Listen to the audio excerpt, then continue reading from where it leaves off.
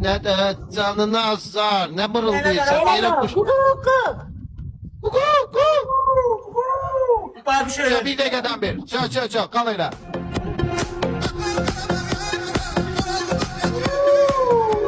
Bir dəqiqədən bir. Çox başımızı ağrıtma. Başımızı ağrıtma. Bir dəqiqədən bir. Kuş finalda heç olmasa. Kuş almışım da qənətlərindən alayım başımı salmışam aşağı. Nərdivan əlində itələ onu.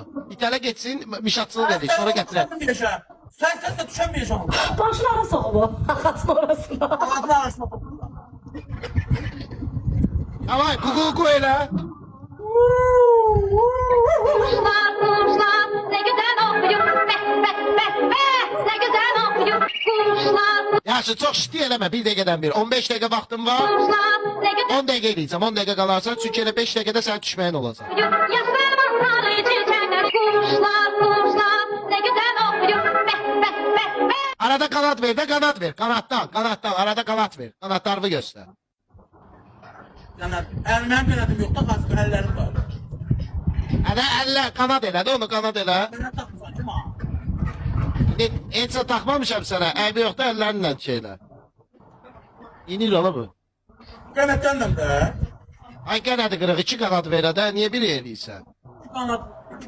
Ben sonunda gedəcəm dağlısı taxırsak ondan ayrışırsan. Ağaca sinəvi ver ağaca o tini var əsas budağı. Sinəmi Evet. də ağacın buradan iti şeyi çıxdı. Nədən adı klişkəsi sinəmi deşir. Ama versən. Titanic kimi de Titanic kimi. Titanic kimi elə qənət ver də vaxtı gedir. Orada boş-boşuna oturma ki. Hə. 2 əlvi qanadını da aç, başıma dönərəm. Aç, sağ Titanic kimi. Elə. Əla.